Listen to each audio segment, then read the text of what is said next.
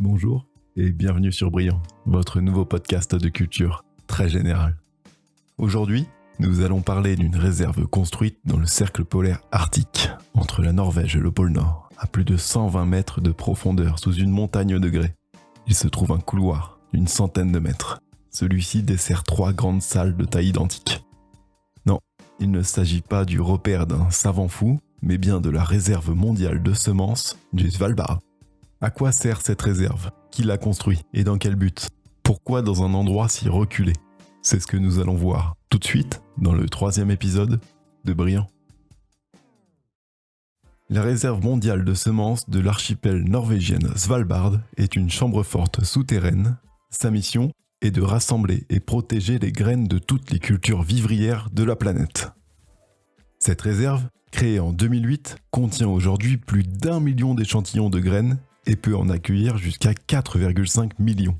On y retrouve tous les types de graines de cultures vivrières, certaines que nous connaissons très bien, telles le riz, le blé, l'orge, l'aubergine, la laitue et la pomme de terre, ou d'autres moins connues par nos contrées occidentales, comme par exemple le niébé ou encore le sorgho.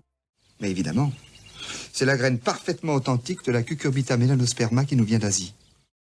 L'idée de cette réserve n'est pas de laisser vieillir les semences pendant leur durée de conservation maximale, qui peut, dans certains cas, atteindre plusieurs milliers d'années. Quand les stocks dans le dépôt deviennent trop anciens, les semences sont replantées et le stock renouvelé. Le but étant que la réserve ait toujours les semences les plus fraîches possibles. Alors qu'un bunker souterrain dans le cercle polaire pourrait nous faire penser que son utilité serait réservée aux accidents ou aux catastrophes mondiales, dignes des plus grands films catastrophes, cette réserve mondiale sera plus probablement mise à contribution dans le cas d'une perte d'une banque génétique locale. Ces pertes peuvent être dues à une mauvaise gestion, un accident, une défaillance des équipements, une perte de financement ou une catastrophe naturelle. De tels événements se produisent assez régulièrement. En effet, parmi les 1400 collections de variétés de cultures à travers le monde, beaucoup sont situées dans des zones instables politiquement ou dans un environnement menacé. Il aurait fallu le rapporter à la citadelle et le mettre en sécurité. Le site de construction de la réserve de semences mondiale n'a pas été choisi au hasard. L'archipel du Svalbard est considéré comme le lieu idéal, par son absence d'activité tectonique et son climat polaire qui favorise la conservation. La situation de la réserve, 130 mètres au-dessus du niveau de la mer, garantit à la chambre forte de rester au sec même en cas d'élévation du niveau des océans. De plus, du charbon exploité localement fournit l'énergie nécessaire aux unités de réfrigération qui maintiennent les graines à une température de moins 18 degrés Celsius. Même si elle a été conçue pour résister aux désastres, la réserve mondiale a été victime du réchauffement climatique. En 2016, l'augmentation des températures dans l'Arctique a entraîné la fonte de la glace présente sur le sol, ce qui a provoqué une infiltration d'eau à l'entrée du tunnel. Heureusement, aucune graine n'a été endommagée, et la Norvège a entrepris les travaux nécessaires pour accroître la résistance de la réserve. Cette chambre forte est gérée par un accord tripartite entre le gouvernement norvégien, l'ONG Global Crop Diversity Trust et la Banque génétique nordique. Oh bon Dieu, vous sentez bon la pomme de terre ? Ça me manque tellement, vous savez. Le gouvernement norvégien, qui avait déjà, au début des années 80, entrepris un projet de création d'une réserve de semences mondiale, a financé la totalité des 8 millions de dollars du coût de construction de la structure. Il finance également son entretien. La Global Corp Diversity Trust est le second acteur de ce projet.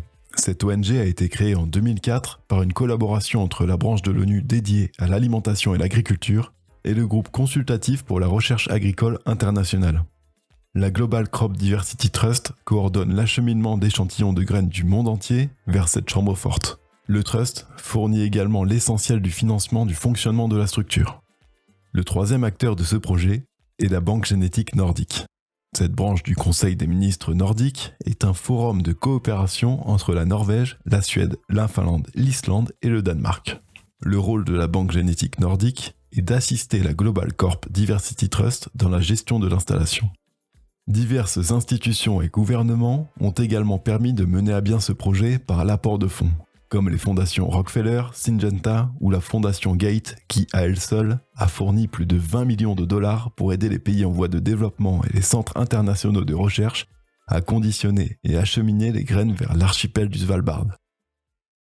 Eh bien, répondit-elle, je vends des pommes, des poires et des scooby-dooby-doo.